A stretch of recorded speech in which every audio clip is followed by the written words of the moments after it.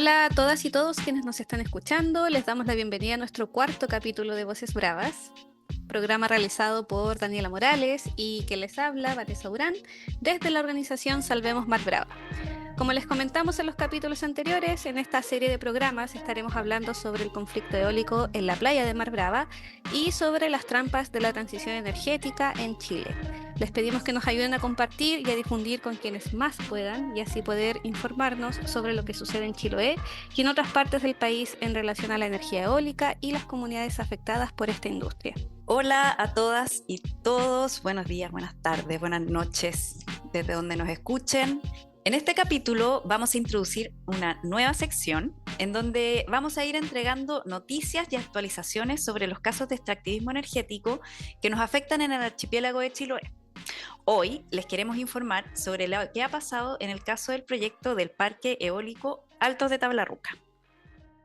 Durante el mes de junio de este año tuvimos noticias sobre un proyecto de energía eólica que buscaba instalar 38 aerogeneradores en el sector de Tablarruca, en la comuna de Quellón, con una línea de alta tensión de 51 kilómetros que llegaba hasta la comuna de Chonchi, más una subestación.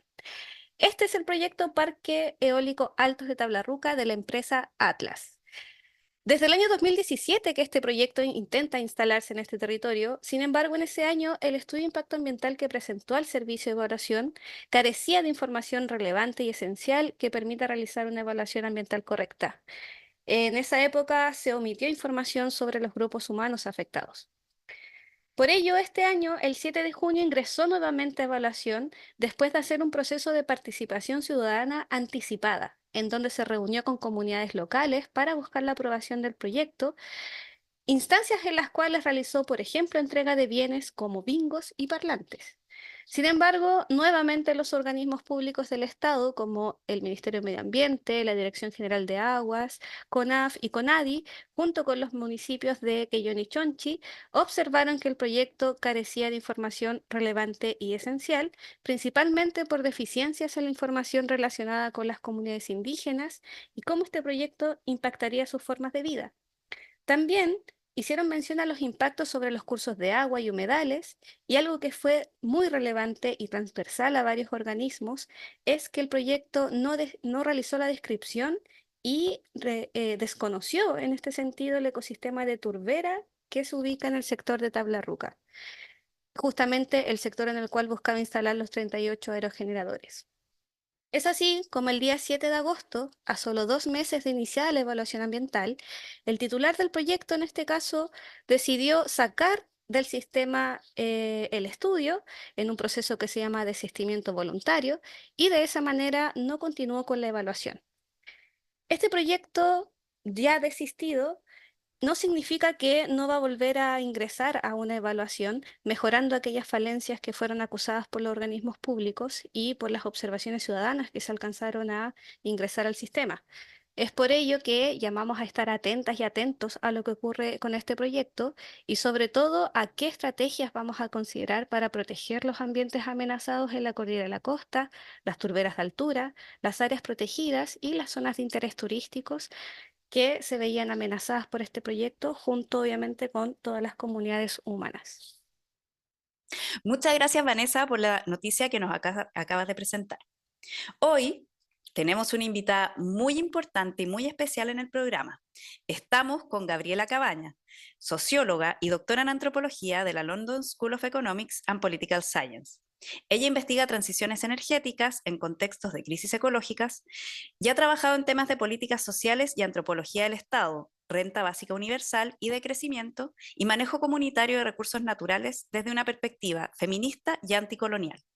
Ella es parte del Centro de Análisis Socioambiental, CASA, investigadora de la Fundación Tantí y parte de la Red Chilena de Ingreso Básico, a su vez parte de la Basic Income Earth Network. Hola Gabriela, bienvenida.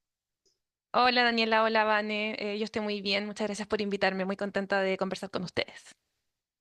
Qué bueno, Gaby. No, ha sido un placer poder coordinar esta entrevista, así que bueno, tenemos varias preguntas.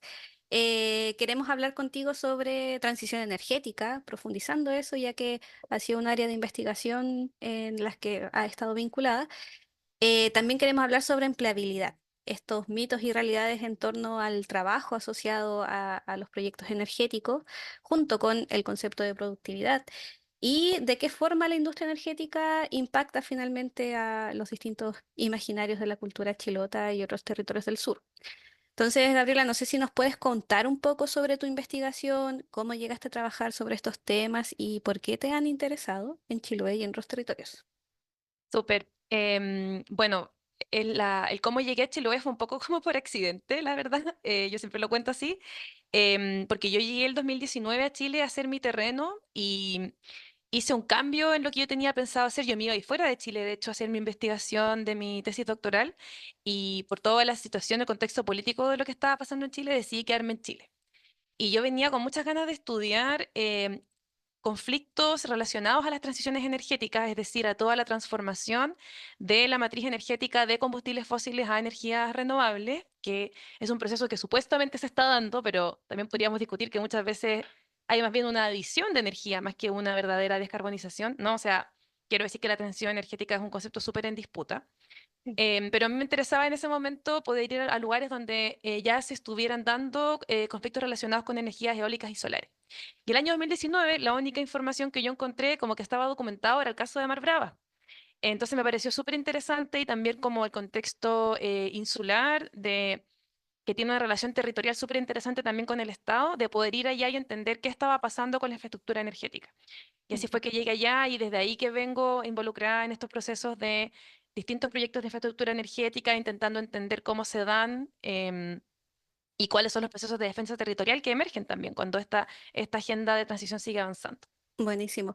Igual es interesante lo que mencionas de que diste con el caso de Salvemos Mar Brava y el conflicto con el Parque Eólico Chiloé, porque este estaba documentado y quizás es algo que ha sido relevante también para el movimiento, el ser sujetos, objetos de investigación, porque también nos complementan esta visión crítica que a veces pareciera ser de un grupo muy mínimo y reducido.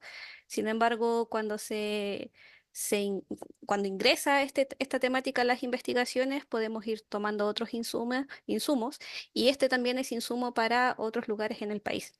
O Mm. sea, eso igual lo hemos visto como aporte de las investigaciones que se han hecho. Así que gracias por eso.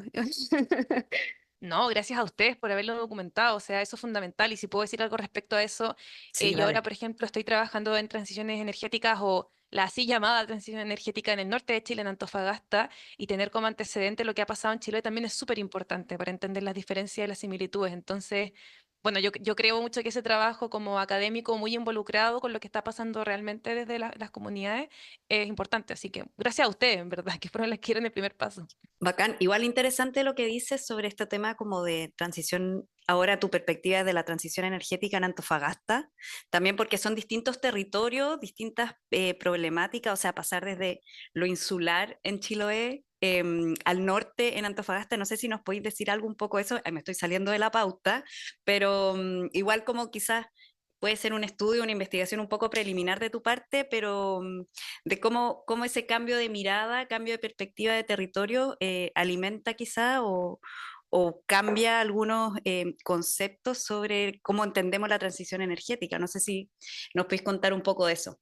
Sí, y quizás también relacionado con lo que decía Vane antes, porque creo que se relaciona mucho con esto de las promesas de la transición. O sea, por Mm, ejemplo, yo ahora lo que estoy haciendo es un informe, soy parte de Fundación Tantí, que lleva trabajando en Antofagasta desde 2016 con temas de agroecología, sustentabilidad, protección de humedales, etcétera. Y estoy haciendo un informe sobre el impacto de la industria de hidrógeno verde en Antofagasta. La creación de hidrógeno verde, que es un combustible sintético, y toda la infraestructura renovable asociada. mm, Entonces, es muy interesante ver cómo Antofagasta, que además es un territorio como que ya es un epicentro, por ejemplo, de no solo de minería, sino de generación energética, cómo la llegada de parques eólicos y solares, estos grandes complejos industriales, están repitiendo las mismas dinámicas de desposesión, mm. de fragmentación de proyectos, de subestimar los impactos ambientales, o sea que vemos que hay mucha más continuidad en la forma de actuar que tal vez diferencia por el simple hecho de emitir o no carbono, ¿no? Que muchas veces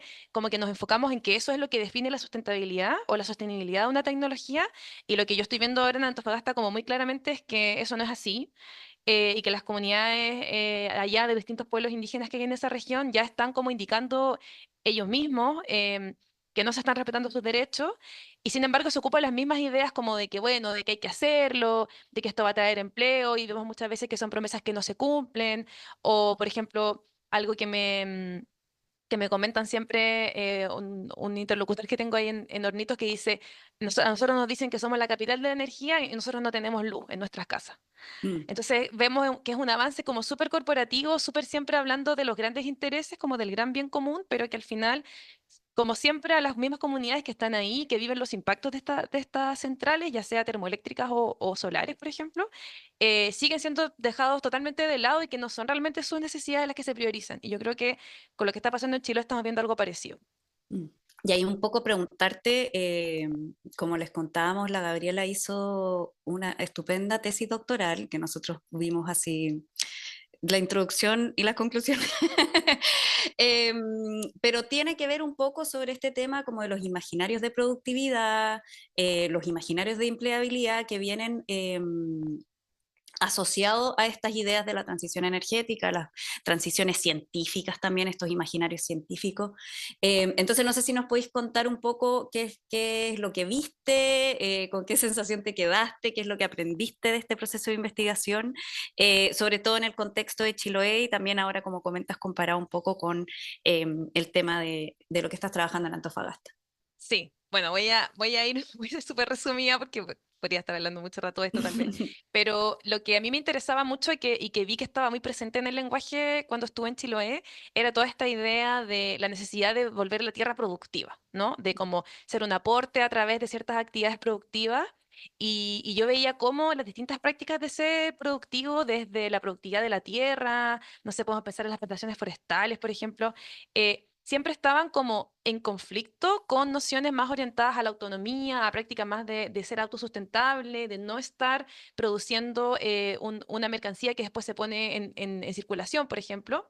Y veía ahí como una tensión en el imaginario y en la historia chilota, ¿no? Porque desde siempre como que Chiloé se ha visto desde las miradas del continente, como las miradas más modernistas, como un territorio poco productivo, un poco como en el pasado, y que en el fondo hay una cosa como de que la única forma de que llegue al presente es volverse productivo, ¿no? Y eso, esto en todo ámbito de cosas, lo vemos mucho también en el lenguaje del puente, por ejemplo, ¿no? De que con esto va a haber mayor productividad. Y creo que todo el tema de las energías eólicas está en esa misma línea, ¿no? De que el aporte que hace Chiloé es a través de su productividad energética. Y ahí nos caemos en toda suerte de trampas porque sabemos que estos parques eólicos, bueno, ustedes mismas lo han planteado en el caso de Mar Brava, yo me fijé también en el caso de los parques San Pedro 1 y 2 en la cordillera del Piuchén, con la nueva línea de transmisión que se quiere hacer para aumentar la capacidad de extracción energética desde la Isla Grande hacia el continente. En el fondo, lo que eso nos muestra es que, claro, hay una visión muy desde el Estado continental, desde el Estado de Chile, de Chiloé como un espacio de extracción que tiene impactos ambientales que de nuevo se llevan las personas y los ecosistemas también, de todos los seres no humanos del archipiélago, de la Isla Grande en este caso, y que eso se presenta como un beneficio, ¿no? Que eso es casi como un aporte para el archipiélago y sin embargo, como les decía, esto no está pensado para sostener las necesidades energéticas de las personas de Chiloé, para que ellas tengan luz en sus casas y todo eso, ¿no? Y esto es por cómo está pensado el modelo de provisión energética chileno, que es muy centralizado. Hay un gran sistema eléctrico nacional se maneja a través de empresas privadas que tienen un sistema en el que todo va como a un gran pozo común que incluye, Chiloé está incluido porque está conectado a la red eléctrica nacional, pero en el fondo cuando hablamos de que se necesita más energía, esas son proyecciones a nivel nacional de mayor demanda energética y no realmente para decir, oye, la energía que le falta a las casas en Chiloé, ¿no? Entonces ahí hay como una confusión que muchas veces se piensa que esto es para responder a una demanda local. Porque está construido en el archipiélago y eso no es así. O sea, hay un gran diseño, un gran plan de expansión de la red energética que se hace centralizadamente. Y esto es porque tiene economías de escala para quienes manejan esa red, ¿no? O sea, tiene una lógica eficiente para este modelo, pero en el fondo hay otros modelos, ¿no? No hablamos nunca de energías comunitarias, de energías distribuidas, de generar cerca del lugar de consumo, y esos son los debates que están ausentes, ¿no? Sí. Sí, de todas maneras, bueno, como mencionas esta visión de ser un territorio productivo y claro, pensaba todo el rato en esta visión de desarrollo que se ve en algunos sectores acá, en algunas personas, algunas organizaciones locales también, como que ven a través de tener estas grandes infraestructuras que además tienen un aspecto de bien moderno. ¿Por qué? ¿Por qué no decirlo así? Te genera un aspecto de modernidad en el territorio, de desarrollo y por ende mentalmente lo asocian a cierto bienestar. Y a ese bienestar también le vinculan estos conceptos de que va a generar más empleo, de que necesitamos esto también para abastecernos eléctricamente, porque si queremos ser un territorio desarrollado, va a haber una mayor dependencia por la fuente de energía eléctrica. Mientras tanto, tenemos estos terrenos que son poco productivos, los que, por ejemplo, las turberas que le llaman que son peladeros, porque claro, hay zonas con roca descubierta y es un peladero que no sirve para nada, o el mismo sector de Mar Brava, que es un sector de dunas que lamentablemente tiene un problema asociado a la basura, entonces llaman, pero si ese sector es un microbasural y por ende no importa, mejor que sea productivo, ¿cierto? Entonces, claro, eso es algo que bien describes y ahí nos enfrentamos como a varios harta información que no está clara en el territorio y que sin embargo se repite, se repite, se repite y se repite por medios que lamentablemente hoy en día están siendo fuente de información para la comunidad local, como lo son, por ejemplo, las redes sociales, ya sea Facebook, que se ocupa muchísimo acá en el territorio, Instagram, el ex Twitter, también está lleno de este tipo de comentarios. Y, por ejemplo, queríamos revisar uno que se comentó hace muy poco al respecto del proyecto eólico Altos de Tablarruca, una vez que este proyecto desiste del sistema de evaluación ambiental, y el comentario de Leonard Urban-7, lo vamos a mencionar, dice, menos empleo en Chile, menos dólares en el sistema, menos energía renovable, sube el dólar, sube el consumo de energía, mejor cortar árboles. Así termina su reflexión. Y sin embargo, aquí vemos el peligro de estos comentarios que tienen que ver con lo que mencionabas igual, Gabriela, de finalmente el desconocimiento de cómo funciona el sistema.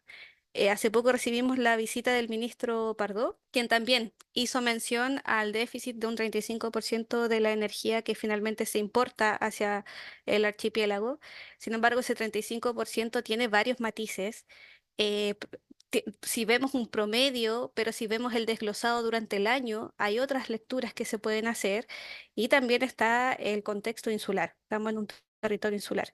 Entonces, queríamos saber cómo, por ejemplo, tú te enfrentas a estos datos, a estas, no sé si has estado en otras instancias de discusión donde tienes que ir debatiendo sobre estos datos, quizás más técnicos, y cuáles crees, por ejemplo, que son las principales fuentes de información, cuál es la información errónea que hay que debatir más y combatir, para que nos cuentes. Ya, este es un tema súper interesante que es muy difícil, como no puedo dar una respuesta simple, lamentablemente, porque creo que un gran problema es que ni siquiera contamos con la información pública confiable, disponible en términos que se puedan entender para cualquier persona de a pie, para tener una información que nos permita hablar en términos como más profundos, no solamente los que nos ofrece muy angostamente la idea constante de que la única opción hacia el futuro es siempre ampliar y ampliar la disponibilidad energética, ¿no? Y esto es como un gran tema también de mi trabajo con el decrecimiento, de que cuando se planifica la energía hacia el futuro, siempre se hace lo que hace el Ministerio de Energía, el Coordinador Eléctrico Nacional y todas estas instituciones es que toman proyecciones de demanda energética futura. Pero esta Ujú, demanda energética siempre es dada, ¿no? Porque se asume que la economía va a seguir creciendo, se asume que vamos a seguir aumentando la minería, que va a seguir aumentando la actividad industrial, porque como se ve que siguen ingresando proyectos en el sistema de evaluación ambiental, por ejemplo, o los millones que se invierten, siempre se asume que a futuro vamos a tener que tener más disponible. ujú, Ahora, esto es una forma súper tecnocrática de entender la energía, ¿no? De, bueno, ¿por qué tenemos que seguir sosteniendo, por ejemplo, una minería que sabemos que es contaminante, que además es cada vez más ineficiente? Bueno, o sea, como todo el uso de la energía, ¿no? Se asume como dado porque hay gente interesada en tener más energía disponible, pero nunca hemos tenido una discusión como nacional de, por ejemplo, si podríamos planificar para una disminución de la demanda energética y Ujú. que fuera acompañado de una mayor calidad de vida, de mayor disponibilidad energética en los hogares, que tiene que ver, por ejemplo, con políticas de energía, o sea, perdón, de eficiencia energética, que la mejor energía es la que no se usa, y que ahí, Exacto. por ejemplo, tenemos todo un problema en Chiloé con la poco bien aisladas que están las casas y que eso es un gran motivo de demanda energética. Si tuviéramos otra infraestructura, nuestro patrón de consumo sería radicalmente distinto. Y todos esos cambios que son más a largo plazo, que también son temas energéticos, no se discuten. Lo único que se discute es, hay que aumentar, ¿por dónde aumentamos? ¿No? Necesito enchufar esta cantidad de megawatts, ¿por dónde lo hago? Y el Mm. Estado se ocupa de definir, supuestamente, por qué lado enchufar esos megawatts hace menos daño, pero lo que sabemos es que lo que decías tú, Vane, de que ningún ecosistema es desechable. O sea, porque por ejemplo hoy día tenemos, por ejemplo, un poco incorporado esta idea de que no hay que cortar los bosques.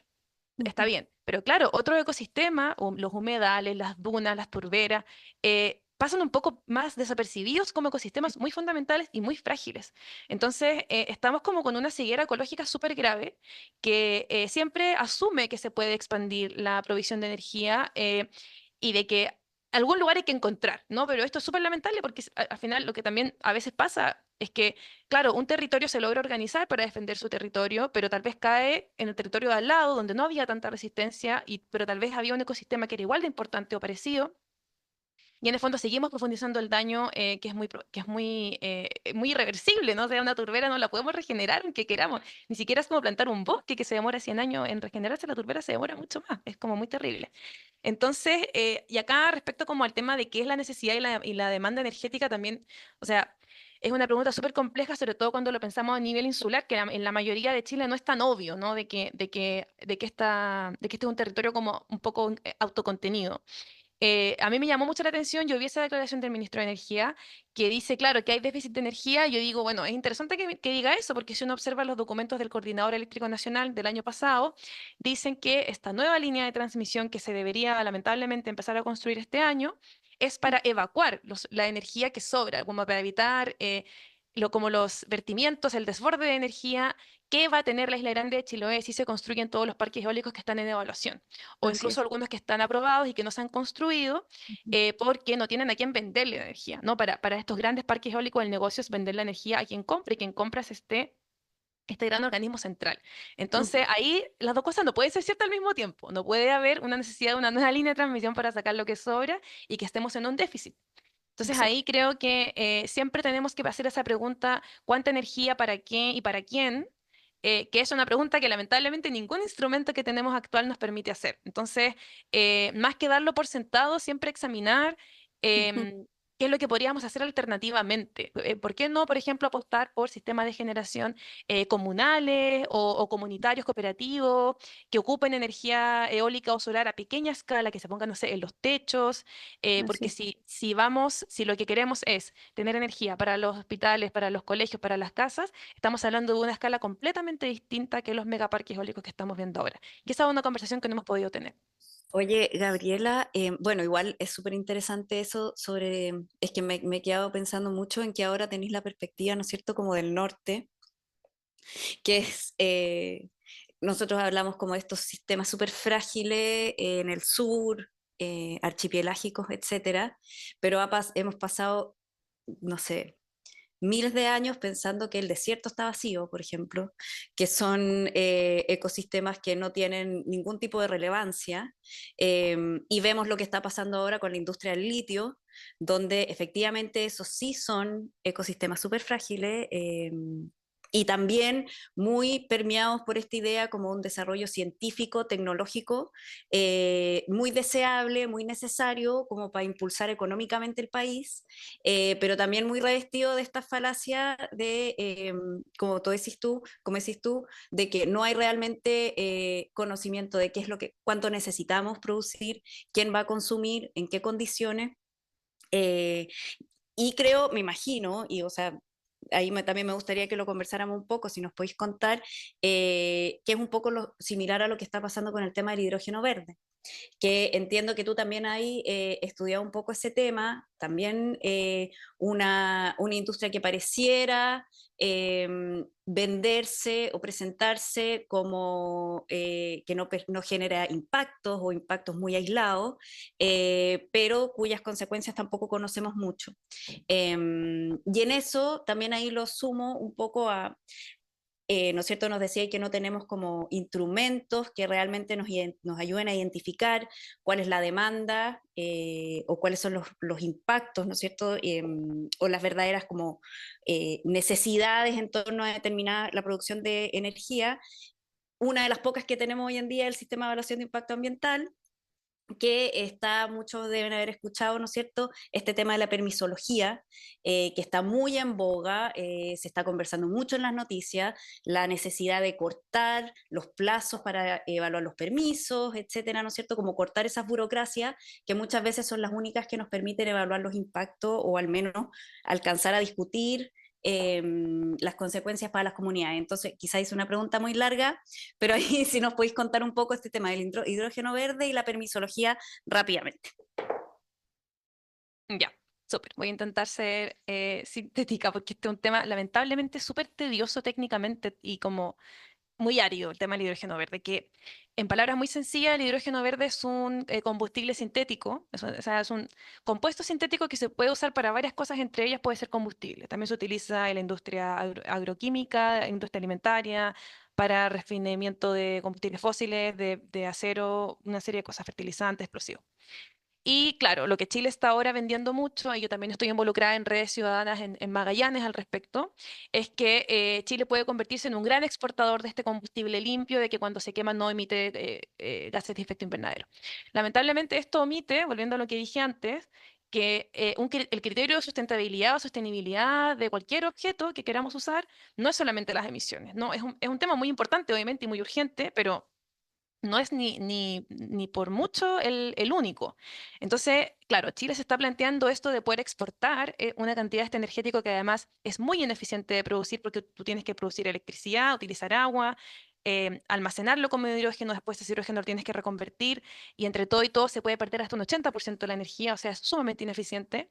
Y para tú poder sintetizar este hidrógeno necesitas una gran cantidad de infraestructura asociada y por supuesto mucha agua, muchas desaladoras, por lo tanto, muchos puertos. Entonces, ahí territorios como Magallanes y Antofagasta se están viendo realmente invadidos y cada vez más por estos proyectos de gran escala que, si se fijan, o sea, yo siempre pienso, esto compite con las necesidades de transición energética local, realmente, porque en el fondo el espacio que tenemos, la intervención que podemos hacer en nuestro ambiente es siempre limitado, ¿no? Siempre vamos a tener que tener algún impacto, pero lo tenemos que limitar de alguna forma y siempre priorizar las necesidades locales.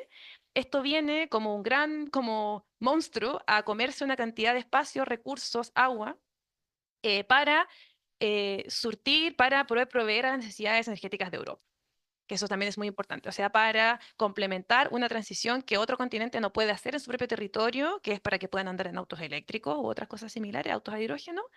Y en el fondo ese peso, el peso de llevar a cabo esa transición y de sufrir esos impactos se pone en estos territorios que para ellos quedan como muy lejanos, pero que no obviamente para la gente que vive ahí que tiene que comerse esos proyectos. Entonces, ese tema ahí está bueno, avanzando lamentablemente muy rápido. También hay todo un tema de la urgencia, la ventana de oportunidad, de que eso tiene que ser ahora, y eso tampoco ayuda a que se tome en serio esto como en sus impactos ambientales y tiene que ver también con el tema de la permisología, ¿no? Que a mí no me gusta ese concepto, como que no le quiero echar leña a esa hoguera, porque es como decir que hacer una evaluación ambiental correcta fuera una cosa innecesaria, ¿no? Así como un gesto, cuando en verdad no lo es. Y de hecho, acá en Chile tenemos un sistema de evaluación ambiental que funciona súper bien, que se entregan las cosas, o sea, los de las reparticiones públicas que participan de la evaluación no se atrasan. Cuando los proyectos se atrasan es porque los titulares se atrasan y piden suspensión de plazo, y eso yo lo veo todos los días en Antofagasta, y todos los titulares piden suspensión de plazo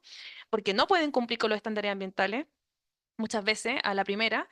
Entonces, como decían ustedes, es de las poquitas instancias de participación, además que tenemos, entonces, de valorizarla de esa forma y de valorizar el trabajo de los funcionarios públicos, a mí me parece que no ha lugar. Entonces, sí, es como de los poquitos espacios que tenemos que cuidar y no reproducir estas narrativas que al final lo muestran como un obstáculo a algo que es siempre eminentemente bueno y solamente bueno y que en el fondo quienes nos involucramos seriamente en los procesos de evaluación, de alguna forma lo hacemos de mala fe o como un acto como un poco sin sentido, ¿no? Una obstaculización por hacerla, cuando claramente no es así y hay una preocupación mucho más profunda, colectiva, que guía estos procesos. Muchas gracias, Gabriela, por tu tiempo, por todo lo que nos compartiste. Sabemos que te tienes que retirar.